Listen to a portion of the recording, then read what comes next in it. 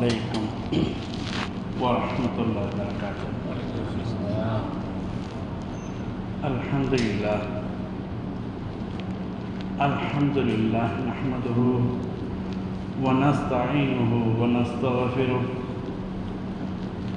ونؤمن به نتوكل عليه ونعوذ بالله من شرور أنفسنا ومن سيئات أعمالنا من يهده الله فلا مضل له ومن يضلل فلا هادي له ونشهد أن لا إله إلا الله وحده لا شريك له ونشهد أن محمدا عبده ورسوله. أما بعد فقد قال الله تعالى في الفرقان المجيد بعد أعوذ بالله من الشيطان الرجيم بسم الله الرحمن الرحيم وما أرسلنا برسول إلا بلسان قومه. وقال نبينا محمد المصطفى رسول الله صلى الله عليه وسلم حب الوطن نصف الإيمان أو كما قال عليه الصلاة والسلام. கண்ணியத்திற்கும் பெரும் மதிப்பிற்குரிய அல்லாஹ்வுடைய நல்லடியார்களே,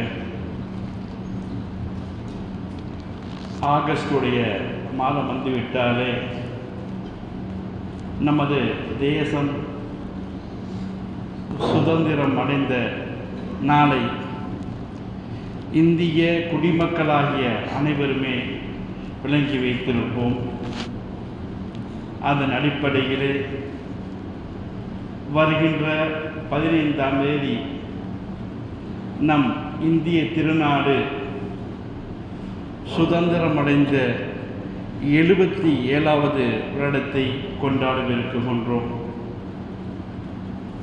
இந்த தருணத்திலே இந்திய திருநாட்டில் வசிக்குகின்ற முஸ்லிமாகிய நாம் ஒரு இக்கட்டான காலகட்டத்தை வாழ்ந்து கொண்டிருக்கின்றோம். நம்மை இஸ்லாமிய அடிப்படையிலே ஷரியத் நமக்கு வகுத்து தந்த சட்டத்திட்டம் இந்தியாவிலே அதை நடைமுறைப்படுத்த அனுமதிப்பட்டிருக்கின்ற ஒரு சில விஷயங்களை கூட சரியாக பின்பற்ற முடியாமல் நமக்கு எதிரான சட்டத்திட்டங்களை கொண்டு வந்து ஒரு பக்கம் நமக்கு ஒடுக்குகின்றார்கள்.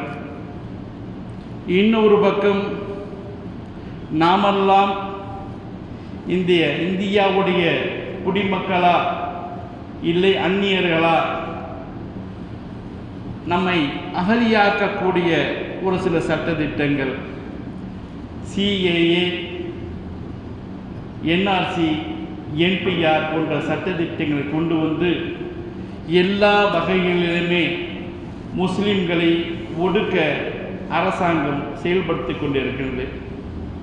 இந்த நேரத்திலே சுதந்திர நாளை கொண்டாடவிருக்கிற நாம் நமக்கும் இஸ்லாமியராகிய நமக்கும் இந்தியாவுக்கும் என்ன சம்பந்தம்?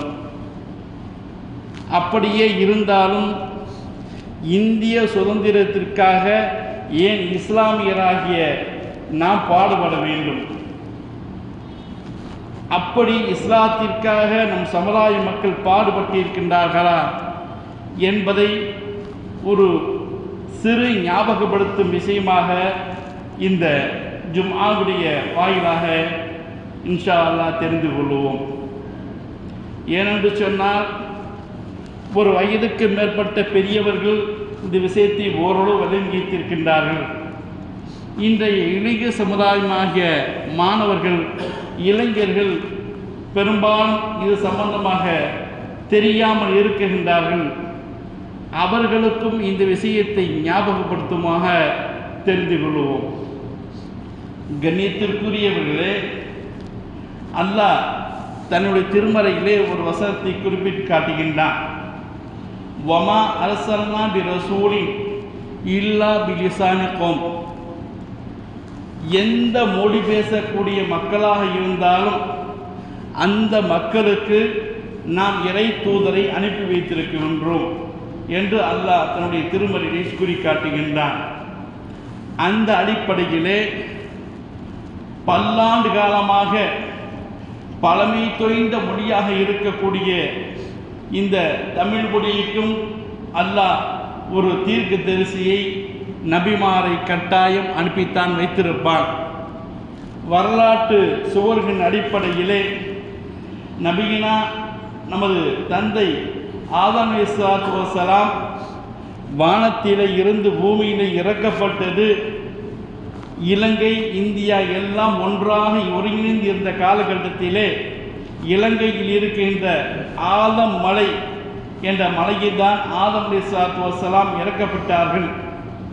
ஆகையால் முதலாக நமக்கு வந்த நபியே ஆதம் நபிதான் என்று வரலாற்று குறிப்புகள் நமக்கு தெளிவுபடுத்துகின்றது. இன்று வரைக்கும் இலங்கையிலே ஆதம் மலை உள்ளது. இன்னும் ஒரு சில கருத்துக்கள் சொல்கின்றார்கள். வரலாற்றிலே ஆதம் நபி இந்தியாவிலிருந்து 40 முறை ஹஜ்ஜுக்கு சென்றிருக்கிறார்கள் என்ற வரலாற்று குறிப்புகளும் இடம்பெற்றிருக்கின்றது. அடுத்ததாக அவர்களுடைய வழியிலே வந்த சீது நபி அவர்களும் இந்தியாவிற்கு, குறிப்பாக தமிழகம் சார்ந்த ஏரியாவுக்கு வந்த நபியாக வரலாற்று குறிப்பிலே தெளிவுபடுத்தி காட்டுகின்றார்கள். அதைத்தான் சீது என்பது மறுவித்தான் சேது என்று இன்று நம்ம ராமநாதபுர பூமியை சொல்லுகின்ற பொழுது சேது பூமி என்று சொல்வார்கள். சேது சமுத்திர கால்வாய், சேது சமுத்திர திட்டம், இவையெல்லாம் சீது என்ற பெயரை அடிப்படையாக இவையெல்லாம் நானா சொல்லல, வரலாற்று குறிப்புகள். அந்த அடிப்படையிலே தான் இந்த சீது சேதாக மாறி இருக்கின்றது. ஆக சீது நபியும் இந்தியாவிற்கு தமிழ்நாட்டுக்கு வந்த நபியாக போற்றப்படுகின்றார். இந்த வழியிலே 90 காலமாக பெருமானார் ஸல்லல்லாஹு அலைஹி வஸல்லம் வருகின்றார்கள். பெருமானார் ஸல்லல்லாஹு அலைஹி வஸல்லம் வாழ்ந்த காலத்திலே பெருமானாருடைய கராமத்தை பார்த்து, விண்ணிலே பெருமானார் ஸல்லல்லாஹு அலைஹி வஸல்லம் சந்திரனை 2ஆக பிளந்து காட்டினார் அல்லவா, அந்த கராமத்தை பார்த்து கேரளாவிலே வசித்த சேரமா பெருமான், பிற்காலத்தில் அப்துல் ரஹ்மான் என்று அழைக்கப்பட்ட சேரமா பெருமான் பெருமானாரை சென்று சந்தித்ததாகவும் இருக்கின்றது. இல்லை போகிறவர்களே பெருமானார் மறைத்து விட்டார்கள். அவர்கள் முதலாக இஸ்லாத்தை ஏற்றார்கள். இன்று வரைக்கும் கூட அந்த அப்துல் ரஹ்மான் சேரபெருமான் என்று அழைக்கப்படுகிற பெயரிலே பள்ளிவாயில் இருக்கின்றது. அடுத்ததாக ராமதேவன் என்ற ஒரு சித்தர், அவரும் பெருமானார் காலத்திலேயே இஸ்லாத்தை ஏற்றார்கள் என்ற ஒரு வரலாற்று குறிப்பும் நமக்கு தெளிவுபடுத்தி காட்டுகின்றது. இந்த அடிப்படையிலே இதற்கு அடுத்ததாக ஹஜ்ஜாஜ் பின் யூசுப் என்று சொல்லக்கூடிய ஒரு அரசன், அவர்களுடைய வழித்தோன்றல் முஹம்மது பின் காசிம் என்ற ஒரு வீரன் கிபி 700 சிந்து சமவெளி, அதாவது இன்றைய பாகிஸ்தான், ஆப்கானிஸ்தான், இந்தியா உள்ளடக்கிய பகுதியில் இருக்கின்ற சிந்து சமவெளிக்கு அங்கிருந்து வந்து இந்தியாவில் படையெடுத்து இஸ்லாமத்தையும் அவர் பரப்பினார்கள் என்ற ஆரம்ப கட்டமான இஸ்லாத்துக்கும் அரபலத்துக்கு. அதற்கு அடுத்ததான் வேகமாக இந்தியாவிலே இஸ்லாம் பரவ ஆரம்பிக்கின்றது. இதற்கு பின்பு வணிகம் சம்பந்தமாக கடல் வழியாக வியாபாரிகள் வியாபாரத்துக்கு வந்து இஸ்லாத்தையும் பரப்பினார்கள். பல்வேறு இறைநேச செல்வர்கள் ஹாஜா நாயகம், ஏர்வாடி பாதுஷா நாயகம், அஜ்மீர் நாயகம், தபரே அலாம் பாதுஷா நாயகம், இவர்களை போன்ற இன்னும் பல்வேறு நபர்கள் அரபுலகத்திலே வந்து இஸ்லாத்தை போதித்தார்கள். இந்த வழியிலே தான் இந்தியாவிலே இஸ்லாம் வந்தது. அரபுலகத்திலே தோன்றிய இஸ்லாம் இந்தியாவிற்கு எப்படி பரவி என்று பார்த்தோம். காந்தியுடைய நண்பர் காந்தர்லால் என்ற ஒரு வரலாற்று ஆசிரியர், அவர் எப்படி இந்திய மக்கள் இஸ்லாத்திற்கு மாறினார்கள் என்ற விஷயத்தை ஒரு சொல்லி காட்டுகின்றார். இந்திய திருநாட்டிலே அந்த காலத்திலே சாதிய கொடுமைகள், உடன்கட்டை ஏறுதல், பெண்கள் மேலாடையின்றி இருப்புதல், இன்னும் பல்வேறு கொடுமைகளுக்கு ஆளாக்கப்பட்ட நேரத்திலே இஸ்லாம் இந்தியாவிற்கு வந்தது. அவர் உதாரணத்தை சொல்கின்றார். கதறி அழுத்து கொண்டிருக்கின்ற ஒரு சிறு குழந்தை தன் தாயை பார்த்தாலும் எப்படி பாய்ந்து தன்னுடைய மார்பிலே தன் கழுத்திலே கட்டி கொள்ளுமோ அதே போல் அடிமைத்தனமும் கொடுமைத்தனமும் இக்காற்றான சூழல் வாழ்ந்த இந்தியர்கள் சகோதரத்துவம், சமத்துவம் மற்றும் பல்வேறு நல்ல கொள்கைகளடக்கிய இஸ்லாம் இந்தியாவிற்கு வந்த பொழுது வேகமாக ஏற்றுக்கொண்டார்கள் என குறிப்பிட்டு காட்டுகின்றார். கண்ணியத்திற்குரியவர்களே, இந்த அடிப்படையிலே தான் அரபுலகத்தில் தோன்றிய இஸ்லாம். வந்தவர்கள் அரபியர்கள், ஆனால் இஸ்லாத்தை ஏற்ற நபர்களில் பெரும்பான்மையான நபர்கள் இந்த இந்தியாவில் வசித்த பல்வேறு மதத்தைச் சேர்ந்த சாதிகளை சார்ந்தவர்களாம் என்பதை விளங்கிக் கொள்ள வேண்டும். நாமெல்லாம் இஸ்லாமாக இருந்தாலும் பல வருடங்களுக்கு முன்பு, பல நூற்றாண்டுகளுக்கு முன்பு இந்த இந்தியாவில் வசித்த மற்ற மதங்களில் இருந்துதான் நம் சமுதாயம் வந்தது. ஆக மொத்தத்தில் நமக்கே இஸ்லாம் மாற்று வெளிநாட்டு மதமாக இருந்தாலும் நாம் இந்திய பூர்வீக குடிமைகள், அதை முதலில் விளங்கிக் கொள்ள வேண்டும். இப்படித்தான் இஸ்லாத்திற்கும் இந்தியாவுக்கும் தொடர்பு வந்தது. சரி, சுதந்திர போராட்டத்தில் இஸ்லாமியர்கள் ஏன் கலந்து கொள்ள வேண்டும்? எத்தனையோ நபர்கள் இருந்தார்கள். பெரும்பான்மையாக சுதந்திர போராட்டத்தில் இஸ்லாமியர்கள் கலந்து கொண்டார்கள் என்று வரலாறு கூறுகிறது. ஏன் என்று சொன்னால், நபிகள் நாயகம் ஸல்லல்லாஹு அலைஹி வஸல்லம் அவர்களுடைய பொன்மொழிதான். ஹஜ்ஜத்துல் வதாவிலே பெருமானார் ஸல்லல்லாஹு அலைஹி வஸல்லம் உரை நிகழ்த்துகின்றார்கள். யாரும் யாருக்கும் அடிமை கிடையாது. கருப்பரோ வெள்ளையரோ, அரபி மொழி பேசுவோரோ பிற மொழி பேசுவதோ, உயர்ந்த சாதியோ குறைசியாக இருந்தாலும் மற்ற சாதியாக இருந்தாலும் எல்லாருமே சமம். யாருக்குமே வேற்றுமை கிடையாது, தக்வாவை தவிர. தக்வாவின் அடிப்படையிலே தான் ஒரு நபர் உயர்ந்த நபர், ஒரு நபர் தாழ்ந்த நபர் என்று பார்க்க வேண்டும். தவிர சாரிய அடிமைத்தனத்தை முழுமையாக ஒழிக்க வேண்டும் என்பது ஹஜ்ஜத்துல் வதாவிலே பெருமானார் ஸல்லல்லாஹு அலைஹி வஸல்லம் அவர்கள் கொண்ட வீர உரை. அதன் அடிப்படையிலே பெருமானார் ஸல்லல்லாஹு அலைஹி வஸல்லம் இந்த வீர உரையை மட்டும் நிகழ்த்தவில்லை, அவர்கள் நடைமுறையும் படுத்தி காட்டினார்கள். பெருமானார் ஸல்லல்லாஹு அலைஹி வஸல்லம் ஸைத் இப்னு ஹாரிஸா என்ற ஒரு அடிமையை, நீக்குறவாகிய அடிமையை தன்னுடைய வாரிசாக அறிவித்தார்கள். அது மட்டுமல்ல, போரிலே கனிமத்தாக கிடைத்த சஃபியா மற்றும் அதற்கு பின்பு மாரியத்துல் குபத்தியா என்ற அடிமைகளை தன் திருமணம் முடித்து வாழ்க்கை துணைவியாக ஏற்றார்கள். என்ன சொன்னால், பெருமானார் ஸல்லல்லாஹு அலைஹி வஸல்லத்தை இப்ராஹிம் என்ற அந்த வாரிசை சுமந்தவர்கள் மாரியத்துல் குபத்தியா என்ற ஒரு அடிமைப்பெண். அப்போ இஸ்லாம் எல்லா வகையிலேயுமே அடிமைத்தனத்தை முழுமையோடு ஒழிக்க வேண்டும்.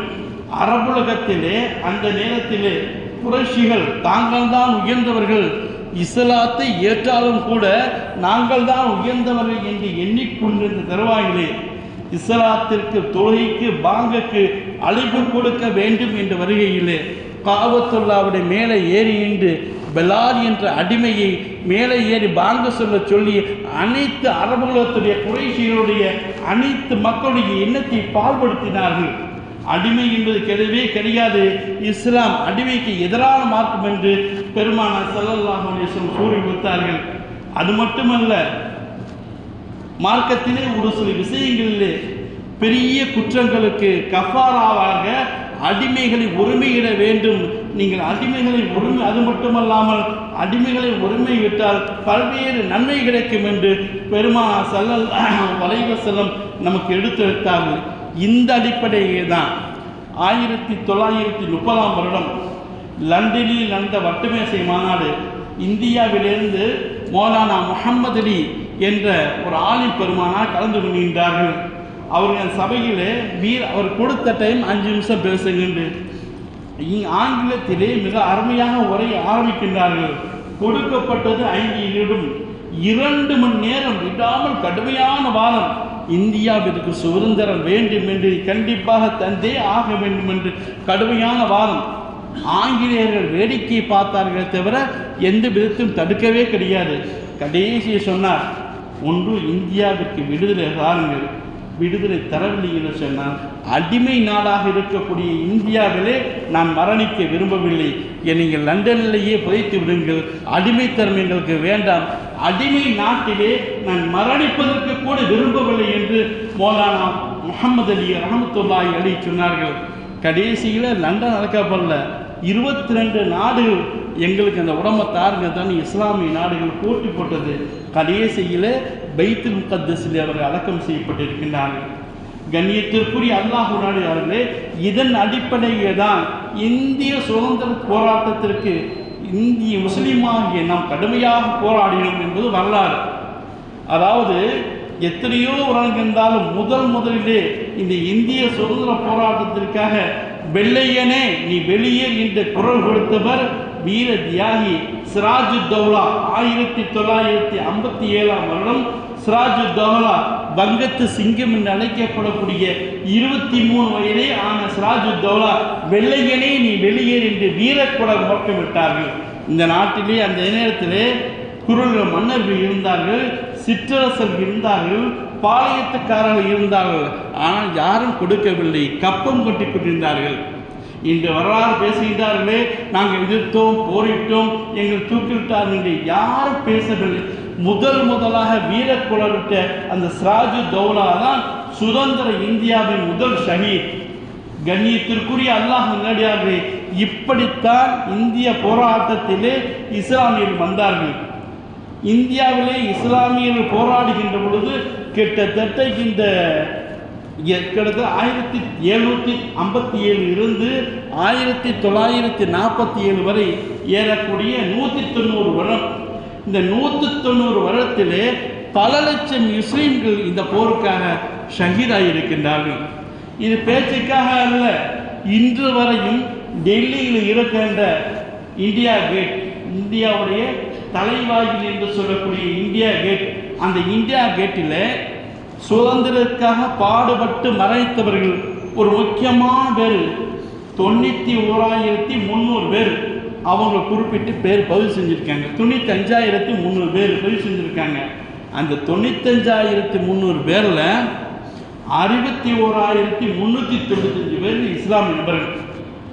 அதாவது அரசாங்கத்தால் அங்கீகரிக்கப்பட்ட பெயரிலேயே இந்த இந்திய திருநாட்டில் எத்தனை நபர்கள் முஸ்லீமாக இருந்தார், இந்த பூமிக்காக இந்த நாடு விடுதலை எழ வேண்டும் என்பதற்காக எத்தனை முறையில் எவ்வளவு போராடி இருக்கிறார்கள் என்பதை நாம் சிந்தித்து பார்க்க கடமைப்பட்டிருக்கிறோம். கண்ணியத்திற்குரியவர்களே, ஒரு சில நிகழ்வுகள் இந்தியாவிற்காக எந்தெந்த தருணத்தையெல்லாம் இஸ்லாமியர்கள் போராடினார்கள், ஷஹீதானா என்ற குறிப்புகளை மட்டும் உங்கள் முன் சமர்ப்பித்து விடைபெறலாம் இருக்கின்றேன். இந்தியாவிலே முதல் சுதந்திர போர் என்று சொல்லக்கூடிய 1857 ஆண்டு நடந்த சுதந்திர போரிலே மௌலானா அஹ்மதுல்லா என்று சொல்லக்கூடிய ஒரு ஆளின் இந்தியா முழுவதும் நடக்கக்கூடிய சுதந்திர போரினை தலைமையேற்று நடத்தினார்கள். அந்த போரிலே கிட்டத்தட்ட 1 லட்சம் முஸ்லீம்கள் படுகொலை செய்யப்பட்டார்கள். இது இந்த வரலாற்று குறிப்புகள் புத்தகத்தில் இடம்பெற்றிருக்கின்றது.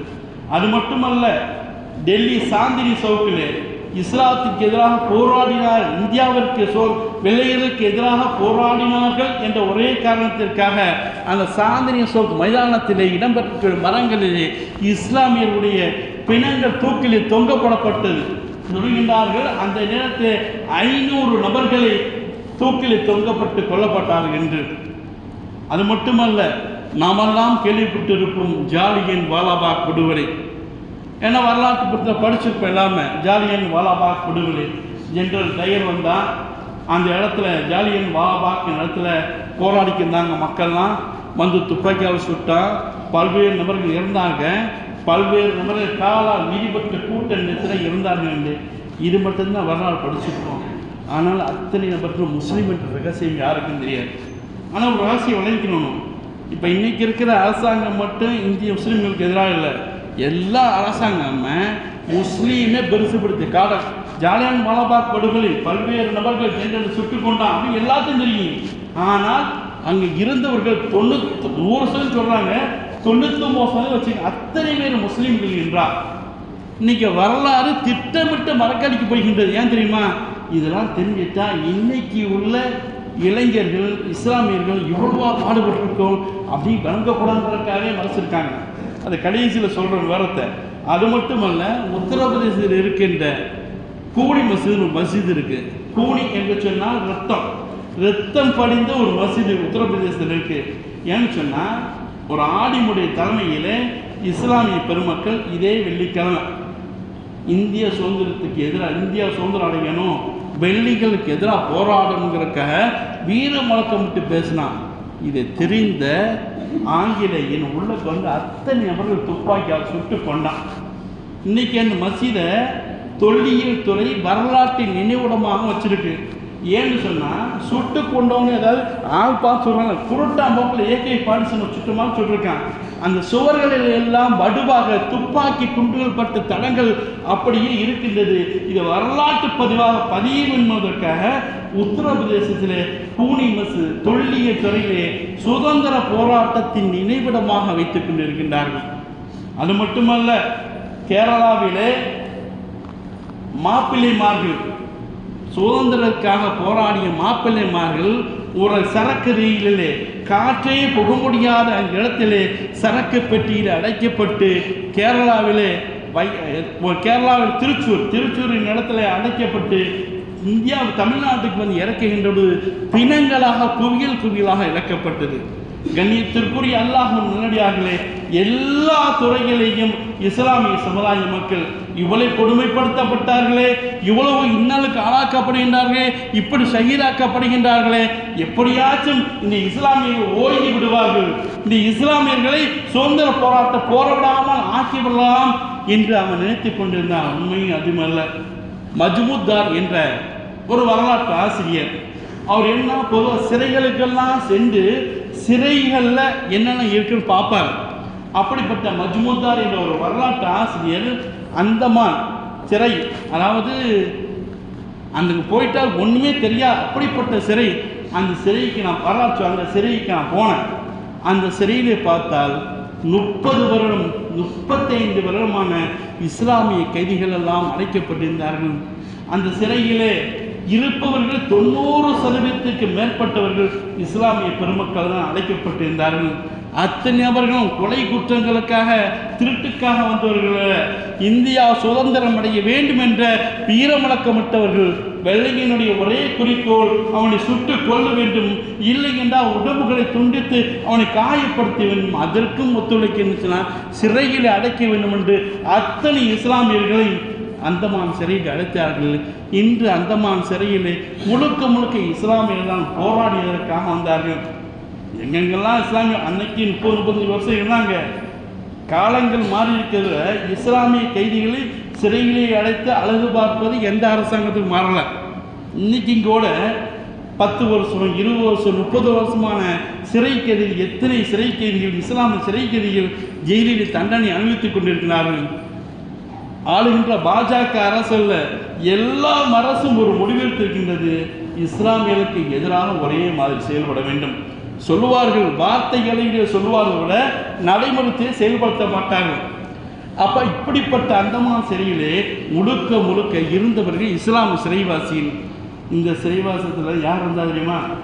இன்னைக்கு சொல்லிக்கிருக்காங்களே, சவார்கரும் அவர் உள்ளக்கு போனார். அங்கே நடக்கிற கொடுமைகள் தாங்க முடியாமல், இன்னர்கள் தாங்க முடியாமல் மன்னிப்பு கடிதம் எழுதி கொடுத்து 1913ஆம் வருடம் வெளியே வந்தான். அவன் பேரில் தான் சிறையை இருக்குது. கணிச்சவாங்க, எங்கள் சவார்கர் எப்படிலாம் கஷ்டப்படாது தெரியுமா? அவங்க பார்த்தாத்தே தெரியுது. இதே இடத்தில், அந்த சவார்கருடைய இடத்திலே ஒரு இஸ்லாமிய பெருமகன் இருந்திருந்தால் உடலுடைய ஒவ்வொரு பாகங்களாக வெட்டி எடுத்தாலும் சரி, அவன் இஸ்லாத்தை விட்டு இந்திய போராட்டத்திற்காக நான் மன்னிப்பு கடிதம் மீறி கொடுத்திருக்கவே மாட்டேன் இருந்திருப்பா. இவனுக்கு பேர் தான் பாராளுமன்றத்தில் நீங்கள் அவன் மேலே உருவப்படம் இருக்காங்க. இந்த சிலைக்கு பேர், அந்த சிறைக்கு பேர் சவார்கருடைய சிறை. இப்படிப்பட்ட சூழ்நிலை தான் இருக்குது. கண்ணியத்திற்குரியவர்களே, இஸ்லாமியர் மகாத்மா காந்தி இந்த சுதந்திர போராட்டம் எதிராகன்னு சொன்னால், இந்த பழைய மன்னர்களுக்கு எதிராக இன்னைக்கு இருக்கிற அரசாங்கத்துக்கு பிடிக்காத பேர் திப்பு சுல்தான். ஏண்டே தெரியல. ஏண்டா அன்றைய மக்கள், எல்லா சமுதாய மக்களும் ஏற்றுக்கொண்ட ஒரு உன்னதமான பெயர் திப்பு சுல்தான். இன்னைக்கு மகாத்மா காந்தியடி இருக்கிற அவர் சொன்ன வார்த்தை, திப்பு சுல்தான் மட்டும் இன்னும் சில காலம் உயிரோடு வாழ்ந்திருந்தால் இந்தியா எப்பொழுதோ சுதந்திரம் அடைந்திருக்கும். அவனை போன்ற வீரர்கள், வெள்ளையனை எதிர்த்தவன் யாரும் இல்லை. அந்த காலத்திலேயே பீரங்கியை கண்டுபிடித்தவன். அக்னி சிறைகளே அப்துல் கலாம் குறிப்பிடுகின்றார், நான் நாசாவுடைய விண்வெளி அந்த ஆராய்ச்சி மையத்துக்கு சென்றிருந்தேன். அங்கு ஒரு ஆச்சரியப்படக்கூடிய விஷயம், அந்த நாசாவுடைய இடத்திலே திப்பு சுல்தானுடைய முதல் ஏவுகணை தந்தையாகிய திப்பு சுல்தானுடைய உருவப்படம் வரையப்பட்டு அவரை கண்ணியப்படுத்தியிருக்காங்க. சொன்னால் நாசா வரைக்கும் திப்பு சுல்தானுடைய புகழ் பரவி இருக்கின்றது. ஆனால் இன்றைக்கு இந்தியாவிலே தீர்ப்பளிக்கக்கூடிய இடத்தில் இருக்கிற ஒரு நீதிபதி என்ன சொல், திப்பு சுல்தான் அவர் ஒரு மன்னர், அவ்வளவுதான். சுதந்திரத்திற்கும் இந்திய விடுதலை போராட்டத்திற்கும் எந்த விதமான சம்பந்தம் இல்லை என்று ஒரு நீதிபதி கூறினார் என்று சொன்னால், அரசாங்கத்தில் இருக்கின்ற நீதிபதிகள் கூட இஸ்லாத்திற்கு எதிராக செயல்பட்டு கொண்டிருக்கின்றார்கள். ஏன் திப்பு சுல்தான் எவ்வளவு முக்கியமான தெரியுமா? கடைசி கட்டம் அவர் ஷஹீதாக்கப்பட்டு விட்டார். அவர் நெஞ்சில் ஏறி நின்றுக்கிட்டு ஜெனரல் ஹாரிஸ் என்றவர் சொன்னார், இந்தியா இஸ் நம் அவர் கண்டி. எப்பொழுது திப்பு மரணித்தானோ அந்த தருணத்தில்தான் சொன்னார், இந்தியா நம்முடையது. திப்பு உயிரோடு இருக்கின்ற வரை இந்தியாவை ஒன்றுமே செய்ய முடியாது என்று பயந்து கொண்டிருந்தவர்கள். இன்னொரு சின்ன விஷயங்கள்னா, நம்ம சின்ன பிள்ளைக்கு சாப்பாடு கொடுக்கணும், எப்படி கொடுப்போம்?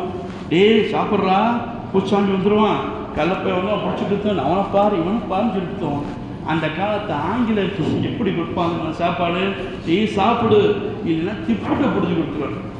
சிறு குழந்தைகளுக்கு கூட திப்புடைய வீரம் தெரிய வேண்டும், திப்பு போது பயம் வர வேண்டும் என்பதற்காக அந்த ஆங்கிலேயர் நடுங்கினார்கள். அப்படிப்பட்ட திப்பு கடைசிகளை அந்த கோட்டைகள் வெள்ளைகளை சுற்றி துப்பாக்கிகளும் பீரங்கிகளும் வந்து முற்றுகையிட்ட பொழுது அந்த திப்புடைய படை தளபதி உள்ளிருந்து சொல்கின்றார், எனக்கு அந்த அரசரே, இப்பொழுது நாம் தப்பிக்க முடியாது, நம்மளிடம் இருப்பது ஒரு குறுகிய படை, இந்த படையை வைத்து பெரும்பாலும் போராட முடியாது, நாம் உடனே சரணி விடுவோம், அவருக்கு கப்பம் கட்டி விட்டால் நம்மை விடுதலை செய்து விடுவார்கள், நாம் நிம்மதி ஆட்சி செய்யலாம் சொல்லும்போது சொன்ன திப்பு, ஆட்டு மந்தை போல் ஓநாய்கள் போல் 200 வருடம் வாழ்வதை விட சிங்கமாக கர்ஜித்து ஒரே நாள் வாழ்ந்து மடிவதை மேல் என்று கூறுகிறார் என்று சொன்னால், எப்பொழுது இஸ்லாத்திற்காக சுதந்திர போராட்டத்திற்காக வியைய தியாகம் செய்திருக்கிறார்கள் இஸ்லாமியர்கள். கண்ணியத்திற்குரிய அல்லாஹ்வுடைய நல்லடியார்களே, எல்லா வழிகளிலுமே இந்த இஸ்லாமியர்கள் ஏதாவது இந்தியா என்ற ஒரு வீடு கட்டப்படும் வேண்டும் என்று சொன்னால் ஒவ்வொரு செங்கலிலுமே இஸ்லாம் என்ற வீர தியாகியுடைய பெயர் பொறிக்கப்படாமல் இருக்கவே முடியாது. வீரத்தால் மட்டுமல்ல, நேதாஜி படைக்கிற சுபாஷ் சந்திரனுடைய இனியில போராட்டத்திற்கு நேதாஜி சுபாஷ் சந்திர போஸ் ரங்கூனில் பர்மாவிலே சென்று பணம் திரட்டுகின்ற பொழுது போருக்காக உதவி செய்யுங்கள், இந்த ஆங்கிலேயருக்கு எதிராக போரிட வேண்டும், உதவி செய்யுகின்ற கூடிய பொழுது 1 கோடி ரூபாய் அன்றைய காலகட்டத்திலே 1 கோடி ரூபாய் வாரி வழங்கியவர் தான் ஹபீப் முகமது. இன்னைக்கெல்லாம் சொல்றமே கப்பல் ஓட்டிய தவிர வாவு சிதம்பரம் சொல்றமே, இந்த கப்பல் ஓட்டுற காசு கொடுத்தது யாரு? ஃபகீர் முகமது என்ற இஸ்லாமிய வல்லல் தான் 2 கோடி ரூபாய் அன்றைக்கு வாரி வழங்கினார்கள். திட்டமிட்டு இஸ்லாத்திற்கு எதிராக இஸ்லாமிய சித்தாந்தங்கள் பறக்க மக்களிடத்தில் தெரியக்கூடாது என்பதற்காக எல்லா வரலாற்றையும் மறுத்து விட்டார்கள். 1947 வரை இஸ்லாத்துடைய தாகங்கள் எடுத்துக் கூறப்பட்டது. அதற்கு பின்பு கொஞ்சம் கொஞ்சமாக மறைக்கப்பட்டது. 1947 ஆகஸ்ட் 15 சுதந்திரம் அடையுது. அதற்கு பின்பு ஒரு வாரத்துக்கு அப்புறம் ஆர்எஸ்எஸ் உடைய மேகசின், ஆர்எஸ் உடைய கட்சி பத்திரிகை ஆர்கனைஸ் என்ற பத்திரிகையில் அந்த தலையங்கம் எழுதுகின்றார்கள், இந்தியா சுதந்திரம் விட்டுவிட்டது, இனி இந்தியாவிலே முஸ்லிம்கள் அடிமையாக வாழட்டும், இல்லாவிட்டால் நாட்டை விட்டு ஓடட்டும் என்று சொன்னார்கள். அந்த நடைமுறையை செயல்படுத்துவதுதான் என்று இதற்கு முன்னாடி இந்த ஆட்சியாளர்கள் எல்லாம் இஸ்லாத்துடைய வரலாற்றை கொஞ்சம் கொஞ்சமாக செல்லமாக மறைத்தார்கள். ஆனால் இன்று மறைத்ததோடு மட்டுமல்லாமல் இஸ்லாத்துக்கு எதிரான கருத்துக்களை பரப்புகின்றார்கள். இன்னைக்கு இளைஞர்கள்ட்ட இந்தியாவோட சுதந்திரத்துக்கு ஏன் பாடுபட்டாங்க, ஏன் இன்னைக்கு வரைக்கும் மேடை ஓட்டு நாங்கள் பாடுபட்டோம், எந்த இந்து சமுதாய மக்களாச்சும் சகோதர எங்கேயாச்சும் நாங்கள் இந்துக்கள் இஸ்லாத்துக்கு இந்தியாவுக்கு சுதந்திரம் போராடணும்னு சொன்னாங்களா? கிறிஸ்துவ மக்கள் எங்கேயாச்சும் நாங்கள் இந்தியாவுக்கு சுதந்திரம் போராடணும்னு சொன்னாங்களா? சீக்கியர்கள், பௌத்தர்கள், சமணர்கள் எங்கேயும் சொல்லலையே. நாம் ஏன் சொல்ல வேண்டும் என்று சொன்னால், இந்தியாவிற்காக இந்தியா என்று பல மாகாணங்களாக பல சமஸ்தானங்களாக பிரிந்துகின்ற ஒன்றை இந்தியா என்று நாடாக வடிவமைத்தது இஸ்லாமியர்கள் தான். இந்த உருவாக்கிய நம்மை இந்த நாட்டுக்கு ஏன் தெரியுமாண்டா, திருப்பி இஸ்லாமியர்கள் தெரிஞ்சா, ஏன்னா இஸ்லாமியர்கள் வீரத்துக்கு பெயர் பெற்றவங்க, திருப்பி ஒன்று சேர்ந்துருந்தா திருப்பி ஆட்சிக்கு வந்துடுவாங்க. நீங்கள் நாள் இருக்க இன்னைக்கு மத்திய அரசாங்கம் 240 தொகுதியில் ஜெயிச்சிருக்கான். ஏதாவது ஒரு முஸ்லீம் இருக்கானா? 82 83 மத்திய அமைச்சர் இருக்காங்க. எங்கேயாச்சும் ஒரு முஸ்லீம் அமைச்சர் இருக்காங்களா? எங்கேயுமே அல்ல. இது பாஜக மட்டுமல்ல, தமிழ்நாட்டுக்கு வாழ்கின்ற அரசாங்கம் ஒரு முஸ்லீம்களுக்கு கூட எம்பி கொடுக்கவில்லை. விரல் விட்டு எண்ணக்கூடிய 2-3 கூட்டணி கட்சிகளுக்கு எம்எல்ஏக்கள் கொடுத்து வேடிக்கை வைக்கிறது. ஏன் தெரியுமா? எல்லாரும் ஒரே முடிவு, அவன் இஸ்லாமியரை எதிர்க்கின்றான், இவன் வெளியிடங்காமல் எதிர்க்கவில்லை, ஓட்டு வேண்டுவதற்காக. இஸ்லாம் எந்த 2ஆம் தலைவர் சரி எங்கேயாச்சும் இப்போ தற்போதைக்கு கேரளாவில் முகமது கோயா என்ற ஒரு முதலமைச்சர் இருந்தாப்புல, வேற இந்தியாவில் எங்கேயாச்சும் அமைச்சர் இருக்காங்களா? முதலமைச்சர் இல்லை. இந்தியாவில் தமிழ்நாட்டில் இருக்கிற அரசாங்கத்தில் எங்கேயாச்சும் 2ஆம் கட்ட அரசியல் தலைவர் இருக்காங்களா? முதலமைச்சருக்கு கீழே இருக்காங்களா? இருக்க விடமாட்டாங்க. மாவட்ட செயலாளர் 35-40 மாவட்ட செயலர்கள் எங்கேயாச்சும் இருக்காங்களா? இல்லை. எல்லாத்துக்கும் ஒரே சிந்தனை. இதுக்கெல்லாம் ஒரே காரணம், ரசூல் அல்லாஹ் சொன்னானே, வஅதஸிமு பிஹப்லில்லாஹி ஜமீஆ, ஒற்றுமையின் கயிற்றை நாம் பற்றி பிடித்துக் கொள்ள வேண்டும். ஒரு வார்டு மெம்பருக்கு கூட போட்டியும் தேர்ந்தெடுக்க முடியலங்க. பஞ்சாயத்து ஒரு பிரச்சனை தேவையில்லை. நம்முடைய சமுதாயம் ஒரு வார்டு மெம்பராக கூட தேர்ந்தெடுக்க முடியும்னா நம்மகிட்ட எப்படி ஒற்றுமை வரும்? நம்ம ஒற்றுமையை மத்திய அரசாங்கத்தில் மாநில அரசாங்கத்தில் எப்படி செயல்படுத்த முடியும்? கண்ணியமானவர்களே, இதற்கெல்லாம் ஒரே வழி, சுதந்திரத்துக்கு பாடுபட்டு தெரிந்து கொள்வதை விட நாம் ஒற்றுமை பேசும். சிறுக சிறுக ஒற்றுமை வந்தால் தான் நாம் வெல்ல முடியும். இந்திய ஜனநாயகத்தை காத்தவர்களாம் சுதந்திரத்தை கொண்டாடுவதற்கு முழுக்க தகுதிப்படுத்தலாம். அல்லாஹ் நம்முடைய வெற்றியை கயாமத்து நாளை நிலைத்திருக்க செய்வான் என்று வாய்ப்பைத்த உள்ள ரஹ்மானுக்கு நன்றி கூறி விடைபெறுகின்றேன். வாஹிர் தாவனா அல்ஹம்துலில்லாஹி ரப்பில் ஆலமீன். அஸ்ஸலாமு அலைக்கும் வரஹ்மத்துல்லாஹி வபரகாத்துஹு.